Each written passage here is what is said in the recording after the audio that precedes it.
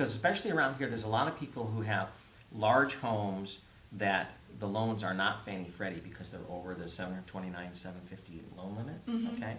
But they have cottages and a place up at Big Bear, Right. you know, that they're a second home. Right. And those are the smaller loans, a lot of times with high interest rates. They now can refinance. Wow.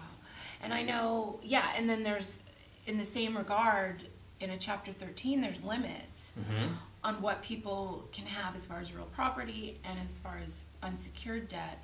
So they go into a Chapter 11, an individual Chapter 11, to save those other properties. I don't really think this matters because within a Chapter 11, they can renegotiate that principle where they couldn't. But there may be relevance there. I haven't given it a lot of thought. I actually have two clients, two referrals of people that I've already spoken to who have bankruptcies, who, based on one situation or the other, one guy is getting close to the 2-year date, but if you have an FHA loan, you automatically have mortgage insurance. So what you may save by having a lower interest rate, you now go here with mortgage insurance. So it doesn't make a lot of sense sometimes. But both of them are in situations where this program will allow them to refinance. And literally they save hundreds of dollars a month. Wow. You know, of course, based on where they're coming from and all of that. Right. But some people, I've got one guy out in Oak Park or something like that, who has a funny situation. He has a bankruptcy. He never stopped paying on his mortgage. All right. He has a second on his house. Doesn't even show in his credit report. All right. Just weird stuff like that. You know, why would that be? You know, but he never stopped paying his mortgage, and his credit score is like 750. Right. Right. But it's his bankruptcy is, you know, a few years ago. Right.